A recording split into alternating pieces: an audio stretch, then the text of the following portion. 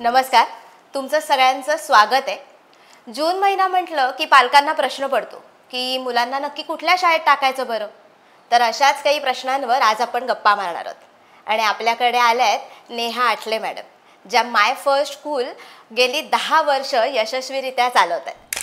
त्यांच्याकडे pre primary, evening club आणि phoenix अशा बऱ्याच ॲक्टिव्हिटी चालू असतात। तर जाणून घेऊया या संदर्भातली अधिक माहिती। नमस्कार मॅडम। नमस्कार।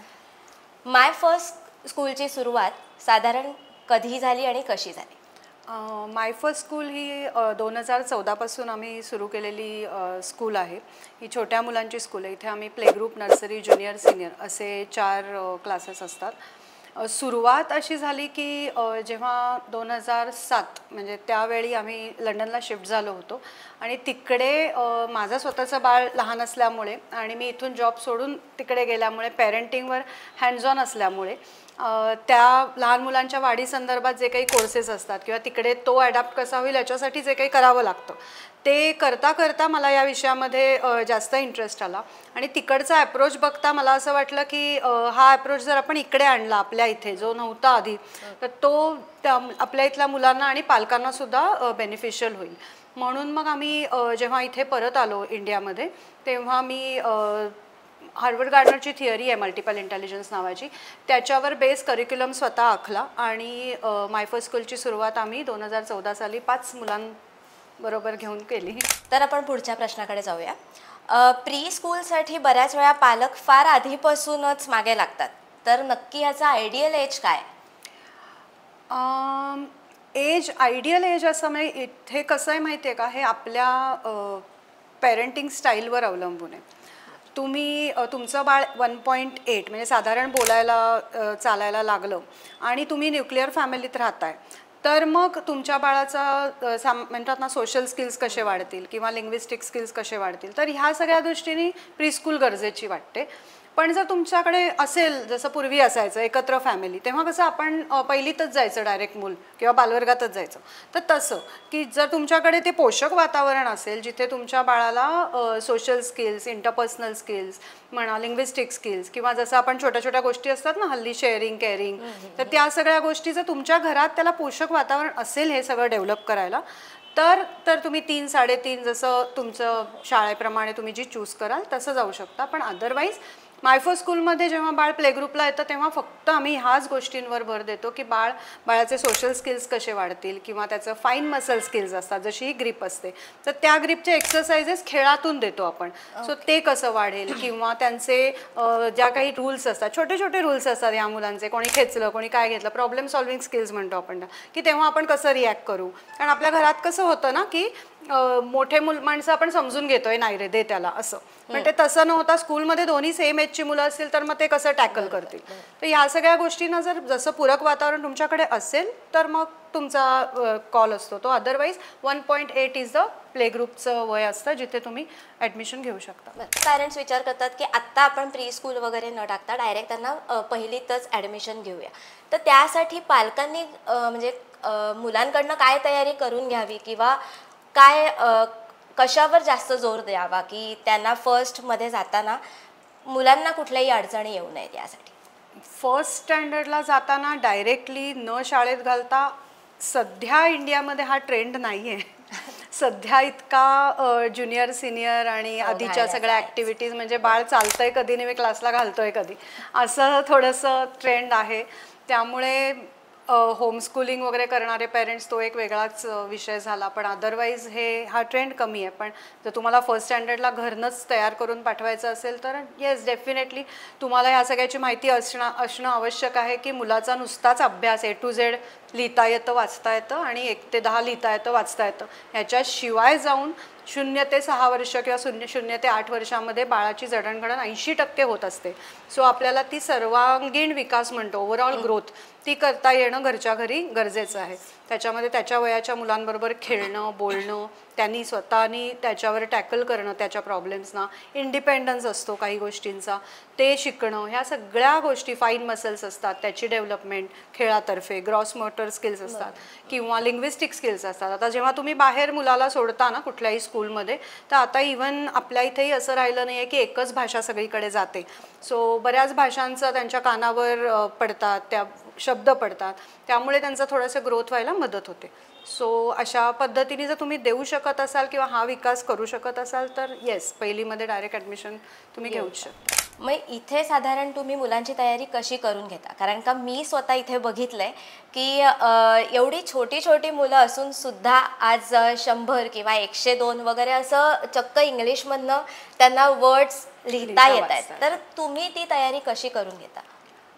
हे ना असं स्टेप बाय स्टेप असतं. म्हणजे जसं बाळ आपल्याकडे प्ले ग्रुपला येतं ना, तेव्हा आपल्याकडे अजिबात रायटिंग नसतं. तेव्हा त्यांचे फाईन मसल्स जे असतात त्याची एक्सरसाइज घेऊन ते त्यांचे ग्रिप तयार करणं किंवा त्याचे एक्सरसाइज घेणं, हे सगळं प्ले ग्रुपला असतं. जसं मी तुम्हाला मगाशी म्हटलं की त्यांची भाषा किंवा त्यांचे सोशल स्किल्स ह्याच्यावर भर देऊन प्ले ग्रुपमध्येच छोट्या छोट्या गाण्यांमधनं किंवा ॲक्शन सॉंग्समधनं आपण त्यांचं जे काही पुढचं म्हणजे ज्युनियर किंवा नर्सरी, ज्युनियर, सिनियर याचे जे काही कॉन्सेप्ट्स आहेत ना, त्या आम्ही गाण्यातर्फेच करतो. कारण लहान मुलांना गाणी गोष्टी फार आवडतात. सो त्यातर्फे आम्ही प्ले ग्रुप नर्सरीलाच पुढच्या गोष्टींची तयारी करतो. सेम विथ ज्युनियर के जी. म्हणजे ज्युनियर के जीला पण आत्ता तुम्ही ज्युनियर के जीच्या 4 वर्षाच्या बाळाला काही ग्रामर कॉन्सेप्ट शिकवू नाही शकत, पण तेच जर तुम्ही गाण्यातनं नुसतं म्हणून घेतलं त्यांच्याकडनं आणि मग सिनियर के जीला जाऊन त्यांना शिकवलं, किंवा जसं स्पोकन इंग्लिश असतं, आपण साधारण इज कुठे वापरावं आणि आर कुठे, इतकं छोटीशी गोष्ट असते, पण ही ज्युनियर के जीमध्ये आम्ही गाण्यातनंच शिकतो. आणि त्यांना त्यावेळी कदाचित त्याचा अर्थही कळत नाही, किंवा काही जण बोलत असतील घरी तेव्हा त्यांना थोडंफार माहिती असतं, पण अदरवाईज नॉर्मली घरांमध्ये एवढं नसतं 4 वर्षाच्या मुलाच्या. पण मग हे गाण्यातनं ज्युनियरला शिकलं की सिनियरला त्यांना ती हेल्पिंग वर्ब ही कॉन्सेप्ट इंट्रोड्यूस करायला आणि रजिस्टर व्हायला मदत होते. आणि मग तसंच ते रायटिंग मला असं नेहमी वाटतं की रीडिंग करून घ्या, रायटिंग आपोआप येतं. सो आम्ही प्ले ग्रुपपासून रीडिंगवरच भर देतो. सो सिनियर के जीला writing is not an issue for our kids. असं मग इथे माय फर्स्ट स्कूलमध्ये 3 व्हेंचर्स आहेत, जसं प्री स्कूल आहे, फोनिक्स आहे आणि इव्हिनिंग क्लब आहे. तर याविषयी तुम्ही काय सांगाल? प्री स्कूल जी आहे आपली ती 10 वर्ष जुनी आहे आणि 10 वर्ष झाली आपली प्री स्कूल चालू आहे. आणि फोनिक्स मी प्रीस्कूलच्या आधी सुरू केलं. ॲक्च्युली जसं मी तुम्हाला म्हटलं की आम्ही लंडनला होतो आणि तिकडे ट्रेनिंग घेऊन मी इथे आले. मी आधी फोनिक्स क्लास चालू केले 2012ला. मी वेगवेगळ्या ठिकाणी जाऊन फोनिक्स क्लास घ्यायचे. जेव्हा माझी शाळा सुरू झाली तेव्हा मग मी एकाच जागी इथे असं फोनिक्स क्लास घ्यायला लागले. सो 2012ला फोनिक्स क्लास सुरू केले. 2014ला आपली शाळा सुरू झाली. आणि इव्हनिंग क्लब हे खूप गरजेची थीम आहे असं वाटतं मला आत्ता सध्याच्या माझ्या छोट्या मुलांसाठी, स्पेशली माझ्याच शाळेतल्या मुलांसाठी. कारण काय होतं की जर तुम्ही म्हणजे आता ही शाळा आमची डोंबिवलीत आहे, डोंबिवलीच्या मुलांसाठी जर बोलायचं झालं तर 5 ते 6 वर्षापासून अनेक क्लासेस अवेलेबल आहेत त्यांना एंगेज करण्यासाठी. पण असं छोट्या मुलांसाठी ना तुम्ही कुठेही जा, माझे पेरेंट्सना मी सांगते एवढी एनर्जी आहे त्यांना, ती काय म्हणतात त्याला चॅनलाइज करू दे आणि हे ते, पण बिचारे ते करतील कुठे ना, घराच्या खाली जेवढी गार्डन असते तेवढीच. म्हणून मला फार असं वाटत होतं की एक ओव्हरऑल ग्रोथ सेंटर असं करायला हवं की जिथे माझी मुलं म्हणजे माझ्या मुलांचा वयोगट 2 ते 5, 2 ते 6 हा सुद्धा ऑक्युपाय होईल. संध्याकाळी मग आता ही मुलं इव्हनिंग क्लबमध्ये आम्ही त्याचं छान नाव दिलं आहे गपशप नावाचं, की या आणि हवं तेवढं बोला, या आणि हवी तेवढी मस्ती करा. म्हणजे तिथे काही इथे मागे बस, गपचूप बस, आवाज करू नको असं काहीच नसणार आहे. पण त्याच्याचबरोबर आपल्याला जे शिकवायचं आहे म्हणजे पूर्वीच्या काळी जसे स्तोत्र वगैरे असायची किंवा पाढे असायचे, जे हल्ली थोडीशी कॉन्सेप्ट जरा जायला लागले. मुलंही घरात हल्ली नाही बसत, आईबाबांनाही वेळ नसतो, असलं तर ते दोन्ही मॅच होत नाही, वेगवेगळ्या प्रायोरिटीज असतात. सो आम्ही ते करणार आहोत. त्याच्याबरोबर गाणी, गोष्टी, त्यांना गाणी म्हणायला सांगणार, त्यांच्याकडनं गोष्टी, आणि ऑफकोर्स खेळ, जिथे ते धावतील, पळतील आणि मस्ती करतील आणि आरडाओरडा करतील. सो हे सगळं असं गपशप नावाच्या इव्हनिंग क्लबचं एक म्हणजे एक रूपरेषा आहे. इव्हनिंग क्लब, स्कूल आणि क्लास, तर त्याच्यासाठी ही प्रिमायसेस आहेच, पण ह्याच्याशिवाय आपण इथेच वरच्या फ्लोअरला सेम जागा घेतली आहे जी आता तयार होती आहे आपली, आणि ही खास उड्या मारण्यासाठी, धावण्यासाठी म्हणजे आम्ही इव्हनिंग क्लबलाच ठेवली आहे ती, की तिकडे फक्त आणि फक्त सेफ फ्लोरिंग असेल आणि फिजिकल गेम्स मुलं आरामात खेळू शकतील. बरं, मला पुढे असं विचारायचं आहे की फोनिक्स कधीपासून सुरू करायला हवं? मी तुम्हाला एक सांगू का की फोनिक्स हे जे आहे ना हे रीडिंग स्किल डेव्हलप करण्यासाठी असतं, आपल्याला वाचता यावं इंग्लिश पटापट म्हणून, ठीक आहे. तर हे जर तुम्ही तुमच्या बाळाला जेव्हापासून बोलता यायला लागलं तेव्हापासून जर रोज पुस्तक वाचलं त्याच्याबरोबर बसून आणि तुम्ही फोनिक्स क्लासला कुठल्याही गेला नाही तरीही चालतं. पण आता कसं असतं, वेळ नसतो किंवा मुलं बसत नाहीत, ऐकतच नाही, टी व्ही, भरपूर हल्ली गोष्टी झाल्या आहेत की ज्या घरामध्ये आपण मुलं न वाचण्याची कारणं देऊ शकतो ज्यामुळे. सो तेव्हा फोनिक्स क्लासला मुलांना तुम्ही ॲडमिशन घेऊ शकता, ज्या फोनिक्स क्लासमध्ये रीडिंगवर भर असेल ना की फक्त साऊंड आणि टीचिंग ऑफ द साऊंड्सवर. म्हणजे जिथे तुम्हाला पुस्तकं असतील वाचायला, कारण फोनिक्स हे मुलाला सुरू झालं ना, बोलता यायला लागलं ना की मुलाला रीडिंग यायलाच हवं. म्हणजे कारण इट इज सिम्बॉलिक रीडिंग ना, तुम्ही सिम्बॉलिक रीडिंग करूच शकता. जसं तुम्ही एखादं वस्तू दाखवता बाळाला की अमुक एक वस्तू आहे, तसंच तुम्ही अमुक एक वर्ड दाखवा आणि सांगा ह्याला ते म्हणतात, तर ते होऊ शकतं तसं. नॉट एक्झॅक्टली, म्हणजे मला असं नाही म्हणायचं की पूर्ण रीडिंग होऊ शकतं, पण बऱ्यापैकी. आता आमच्या प्ले ग्रुपमध्ये एवढे उदाहरणं आहेत, मी तुम्हाला सांगू शकते की आता होऊ शकतं असं. पण 2 वर्ष ही आयडियल एज आहे की you sit with your child and read it to him every day for 10 minutes, 5 minutes तरी, तेवढं तरी तुम्ही केलं तरी तुमच्या बाळाला येऊ शकतं म्हणजे रीडिंग. आणि एकदा रीडिंग आलं की त्यांचा बेस पक्का होतो. म्हणजे भरपूर गोष्टी आहेत, रीडिंगचे ॲडव्हान्टेजेस जेवढे सांगू तेवढे कमी आहेत. मग या फोनिक्स सेंटरमध्ये तुम्ही म्हणजे कशा पद्धतीने मुलांना शिकवता आणि त्यांचं वय काय असतं इथे? फोनिक्स सेंटर हे 2012 पासून सुरू झालं मी जसं म्हटलं, आणि एज ग्रुप आम्ही फोनिक्स सेंटरमध्ये ज्युनियर KG ऑनवर्ड्स घेतो. ज्युनियर KGला बाळ गेलं की ते दुसऱ्या शाळेत जातं, त्यामुळे त्याला साधारण 1 तासभर बसायची सवय असते. कारण कसं असतं की बाळ पण ते सेपरेशन अँझायटी हा एक प्रकार असतो की ज्याच्यामध्ये 1 तासाच्या क्लासमध्ये जर अर्धा तास बाळ आई आई केलं तर मग आम्ही कसं शिकवणार ना त्याला. सो ते ज्युनियर KGला आला की तो ॲकस्टम झालेला असतो की असं काहीतरी असतं. आणि इथे ऑफकोर्स इथे खूप प्लेवे मेथडमध्येच सगळं असतं की स्टोरीज असतात, प्रत्येक लेटरला साऊंड्स असतात, तसंच त्या साऊंडची स्टोरीज असते, त्याचे गाणी असतात, त्याचे गेम्स असतात, फिजिकल गेम्स असतात बरेच वेळा रिलेटेड टू फोनिक्स ओनली. तर त्यामुळे तसं शिकवलं जातं त्यांना रीडिंग. नुसतंच म्हणजे वन वे टीचिंग असतं, पूर्वीसारखं तसं नाही आहे आता. फोनिक्स सेंटरमध्ये टाकल्यावर पालकांनी नक्की काय एक्सपेक्ट करायचं? फोनिक्स सेंटर हा एक रीडिंग बेस प्रोग्राम आहे. सो पालकांनी त्यांच्या मुलांना रीडिंग येईल इतपत म्हणजे निशंक राहू शकतात. 6 महिन्यामध्ये आपण बऱ्यापैकी मुलांचं रीडिंग कव्हर करतो.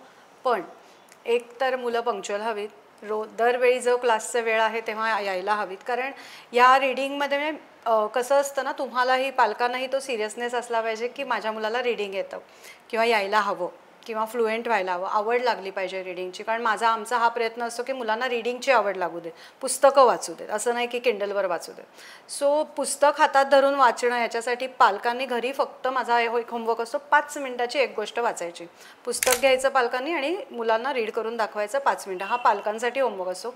मुलांना आम्ही अजिबात होमवर्क देत नाही. इथे आम्ही जे करतो ते आम्ही कॉन्फिडंट आहोत की मुलं आमची रीड करणारच. पण त्याचं कसं की 2 दिवसात ते येतात आठवड्यातून, तेव्हा आपण जे त्यांना शिकवतो त्याची एक रिव्हिजन व्हावी, ते डोळ्याखालनं जावं ती गोष्ट, म्हणून त्यांना रोज एक 5 मिनिटाचं रीडिंग त्यांचं आवश्यक आहे. पण तेही मुलांनी नाही, पालकांनी रीड करणं. So it is all about parents, not about kids. पालकांचे अनुभव कसे आहेत यासाठी? फोनिक्ससाठी म्हणाल तर मिक्स ओपिनियन्स असतात. कारण मी म्हटलं ना की होमवर्क मुलांकडनं करून घेणं सोपं असतं, स्वतः करणं कठीण असतं. आणि होमवर्क हा आहे की तुम्हाला मी थोडंसं गोष्टी सांगते त्यांना, पालकांना, की तुम्ही येता जाता कसं बोलाल मुलांशी, की एक ठरवून असतात, काही गोष्टी ठरवून करायच्या असतात. की जसं जाता येता वाचायला शिकवतो आपण ना, बरेच पालक असतात, खूप पालक आहेत की जे जाता येता मुलांशी छान प्रोडक्टिव्ह बोलतात. पण काही असतात की रग जायचं, मुलाला सोडायचं, यायचं, खायला द्यायचं, वेळ झाली घरात. म्हणजे त्यांचंही बरोबर असतं, ते वेळेचं आणि प्रायोरिटाईज करतात गोष्टी. पण मग ह्याच्यात ना मुलाशी कनेक्शन होत नाही, मुलाशी बोलणं होत नाही. पण जर पॅरेंट्सनी घरी ठरवून क्वालिटी टाईम म्हणतो ना हल्ली, तर तो क्वालिटी टाईम दिला आणि 5 मिनिटं एक स्टोरी, परत मी तेच रिपीट करते, रोज एक स्टोरी वाचली की तेवढंच अपेक्षित असतं पॅरेंट्सकडनं. आणि मग माझे जे पेरेंट्स आहेत ते त्यांनी जे हे सगळं फॉलो केलं ते त्यांची मुलं हे सगळे अजूनही म्हणजे कनेक्टेड आहेत आमच्याशी आणि त्यांना भरपूर फायदा होतो. म्हणजे असं फार कसं असतं ना की लेसन तुम्हाला जर वाचता आला ना तर तुम्हाला आन्सर्स येतात, पण तुम्हाला आन्सर माहीत असेल आणि क्वेश्चनच रीड नाही करता आला ना तर तुम्हाला आन्सर नाही लिहिता येत. आम्हाला क्वेश्चन तर कळला पाहिजे. आणि हेच होतं रीडिंगने, की तुम्ही फोनिक्स सेंटरमध्ये आला, तुम्हाला रीडिंगची सवय लागली, की by that time you are in first standard तुम्हाला लेसनच रीड करता येतो. तुम्हाला लेसन रीड करता आला की पुढचं सगळंच सोपं जातं. मुख्य म्हणजे ट्युशन प्रकार कॅन्सल होतो. मग प्री प्रायमरी स्कूलच्या पालकांचे अनुभव काय आहेत? आमची शाळा सुरू होऊन आता 10 वर्ष झाली. आम्ही डे 1पासून ना संस्कृत, श्लोक या सगळ्या गोष्टी पण इन्क्लूड केल्या आहेत. तर सर्वात आधी काय होतं, नवीन कोणी आलं ना, म्हणजे जे मला किंवा आपल्या शाळेबद्दल जास्त माहिती नसलेले, ते आधी सर्वात खुश होतात. कारण म्हणजे लगेच 2-3 महिन्यात बाळ गुणगुणायला लागतं. कुठली संस्कृतची गोष्टच म्हण, कुठलं संस्कृतचं गाणंच म्हण असं. परत आपल्या प्रीस्कूलमध्ये ना यूट्यूबला नसलेली बरीच गाणी आहेत, की जी पेरेंट्सना माहिती नाही आहेत. कारण यूट्यूबच नाही ना, म्हणजे यूट्यूबवर नाहीच आहेत ती गाणी. सो मुलांना ती गाणी पण गुणगुणायला लागतात. सो पेरेंट्स खरंच खूप खुश होतात, की अरे याला एवढं कळतं, अरे हा शेप आहे ना हा गाण्यातनं म्हणतो, किंवा हे एखादी कॉन्सेप्ट असते ही गाण्यातनं शिकतो, किंवा तो क्लीनअप करायचं असतं साधं. म्हणजे आपण मुलं पसारा करतातच ना लहान मुलं म्हणून, पण आपण इथे त्यांना जरा ते शिकवतो. क्लीनअप करताना एखादं गाणं किंवा असं ते घरी जाऊन त्या गाण्याने क्लीनअप करतात. मग त्यांना पेरेंट्सना जरा असं वाटतं, की अरे वा छान, म्हणजे चांगल्या गोष्टी शिकतायत, व्हॅल्यू बेस्ड आहे असं करिक्युलम. किंवा ब्रशिंग करणं, हायजीन जे असतं ते सगळं आमचं स्टोरी बेस असतं. There is a story for hygiene also. मग ती स्टोरी आपण जेव्हा सांगतो तेव्हा मुलांना आपोआप त्या गोष्टी त्यांच्यामध्ये रुजतात आणि ते तसंच वागायला घरी प्रयत्न करतात. आणि मग ते घरी कधी कधी बोलणारी मुलं असतात ते सांगतात पण, की आम्हाला स्कूलमध्ये सांगितलं. So parents are really happy in that front. मग तुम्हाला सक्सेस काय वाटतो MFSचा? म्हणजे तुम्ही काय बघाल की हा एक सक्सेस आहे मोठा आमचा? मी खरं सांगू का, म्हणजे स्कूल सुरू करण्याचा उद्देश असा होता की जे काही माझ्या मुलाला मी काही शिकले त्याच्यामुळे आउटपुट मिळाले ते इथे दिसत नव्हते कुठे कोणी शिकवताना. सो चला आपण 10 मुलांना तर 10 मुलांना पण त्यांना छान छान त्यांच्यामध्ये फरक पडेल, त्यांचं रीडिंग होईल किंवा संस्कृत किंवा गणिताच्या काही सायन्स वगैरे असं. आणि आत्ता 10 वर्षांनी असं बघितलं ना तर असं अगदी खरं सांगायचं तर ज्याही काही गोष्टी होतात त्या वर्ड ऑफ माउथने होतात. कोणी असं म्हणत नाही की ह्या शाळेत म्हणजे रेकमेंड करतात लोक, किंवा अजूनही कनेक्टेड आहेत फर्स्ट बॅचपासूनची मुलं माझी. सो मला वाटतं की हे आहे सक्सेस. MFSच्या मुलांचा होमवर्कचा स्पीड खूप जबरदस्त आहे, तर ह्याचं सिक्रेट काय? मी जसं मगाशी म्हटलं ना, play group, nursery, junior, senior अशी जी 4 वर्ष मुलं येतात ना, तर ते हे सगळं स्टेप बाय स्टेप असतं. आणि परत पहिली आणि महत्त्वाची अट शिक्षकांनाच आमच्या इथे अशी असते की बर्डन द्यायचं नाही, की बस आणि 10 वेळा लिह हे नाही. म्हणजे इवन फॉर नर्सरी किंवा ज्युनियर एकदा लिहायला आला काय आणि तुम्ही 100 वेळा लिहिलात काय, एकूण एकच. त्यामुळे येतोच लिहिता, किंवा लिहिता येतच नाही असं होतच नाही.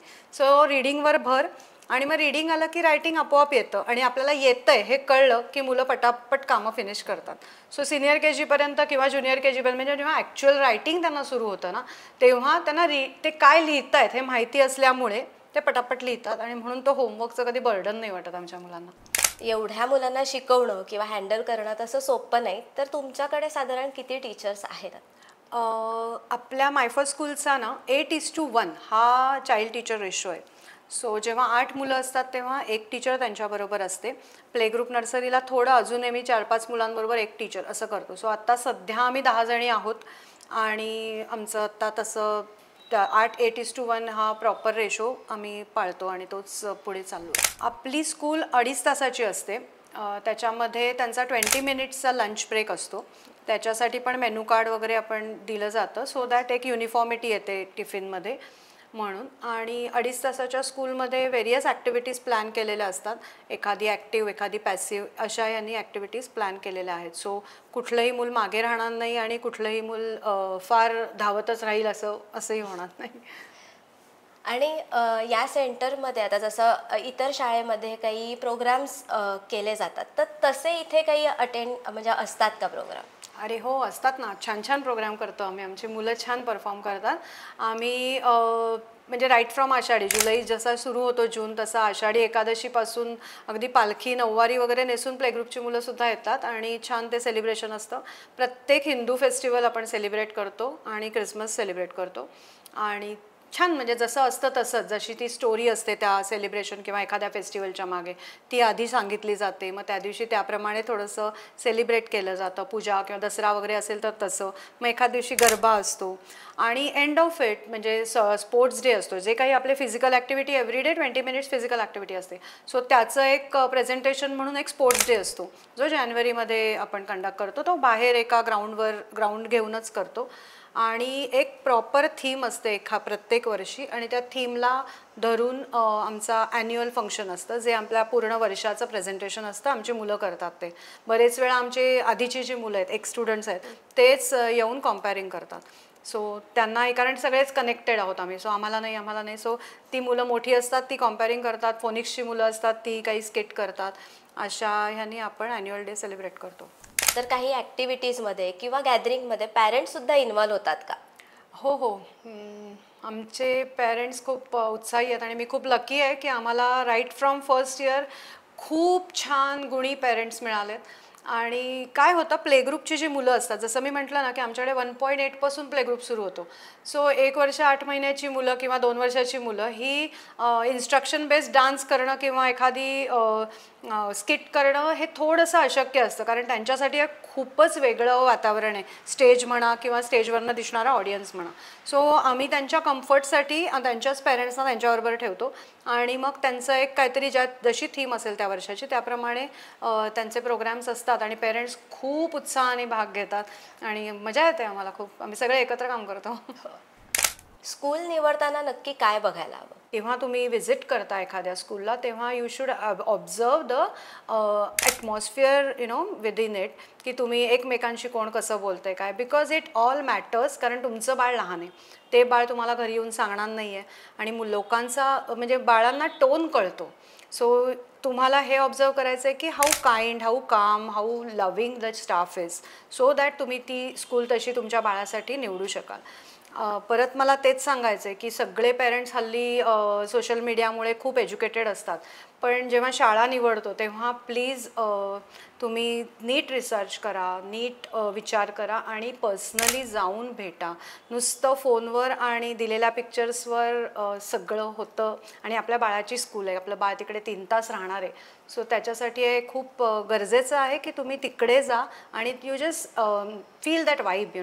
तुम्ही ती वाईब फील केलीत ना की तुम्हाला आपोआप तो डिसिजन घ्यायला सोपं पडतं. सगळ्या पेरेंट्सना हेही सांगायचं आहे की जेव्हा तुम्ही प्री स्कूल बघाल, कारण प्री स्कूल इतकी वर्ष गव्हर्नमेंट रेकग्नाइज किंवा रजिस्टर्ड नव्हती, कुठलीही शाळा रजिस्टर्ड नसायची, कोणीही आपल्या पॅशनमुळे किंवा कन्व्हिनियन्सप्रमाणे स्कूल चालू करू शकत होतं. आता गव्हर्नमेंटची NEP 2020 आली आहे आणि रजिस्ट्रेशन कंपल्सरी आहे. त्याच्या मागे पुढे भरपूर रूल्स आहेत की शाळांनी प्री स्कूल्सनी स्पेसिफिकली कसं असावं, काय करावं, काय नाही. सो ते रजिस्ट्रेशन त्या शाळेने कंपल्सरी केलेलं आहे की नाही हे पण चेक करावं. जसं माय फर्स्ट स्कूल आहे, we have completed all the formalities, जे काही गव्हर्नमेंटच्या फॉर्मॅलिटीज रूल्स आहेत त्या आपण सगळ्या कंप्लीट करून we are proper government registered preschool. आता शेवटचा प्रश्न, माय फर्स्ट स्कूल पॅरेंट्सनी का निवडावं?